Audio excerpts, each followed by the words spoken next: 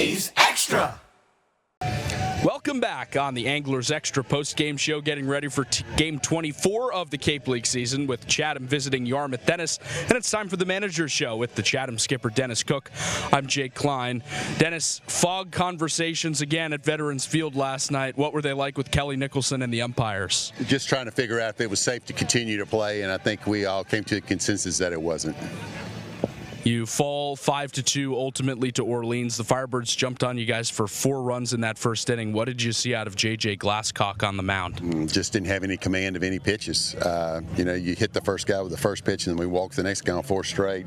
So, we got to be better. That's just the bottom line, and we've talked about that, and he will be better his next outing. It felt like the offense was just starting to heat up right as the fog was rolling in. You put 2 runs together in that bottom of the 5th before the game was called. What did you see from them in half a game? We got off to a little bit of a slow start, but anytime you're down 4-0, it kind of takes the wind out of everybody's sails. I truly believe if that game would have went 9, it would have been a lot closer than that. If I thought we had a good chance of winning the game, honestly. I want to ask you about a play earlier in that 5th inning when Reed Stallman tried to score from second on a single up the middle. What was your perspective on that play? I didn't really. Doe was trying to hold him up, and he ran through the stop sign. Just a bad base running mistake. I mean, that 1 run means nothing.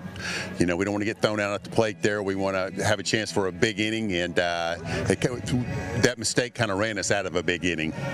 What were the conversations like in the dugout after that play? I didn't say anything to him. He knew he screwed up. So after the game, I just addressed it with him a little bit, and he knows. He's smart enough to know that once he got thrown out, it wasn't a good move. How did last night's fog affect the pitching plan today and moving forward? Well, the guys that were supposed to pitch the middle and the back end will throw today, so we just push them back a little bit. Chatting with Dennis Cook on the Manager's Show before the A's take on the Yarmouth Dennis Red Sox at Red Wilson Field. Dennis, when you play here at Red Wilson Field, where it's only 360 feet to the deepest part of the park, what changes? Nothing. I mean, you just got to throw strikes and don't walk anybody, but that's at any part. From a pitching standpoint, we don't want to give anybody free bases or free 90s, so we just have to attack the strike zone and live with the results.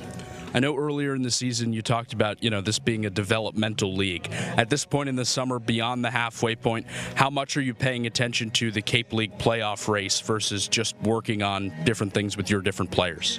Well, I mean, of course, we look at the standings. At the end of the day, we want to win as many games as we can win and do it the right way. So, we're gonna continue to do what we're doing, and hopefully we'll catch fire here and sneak our way into the playoffs.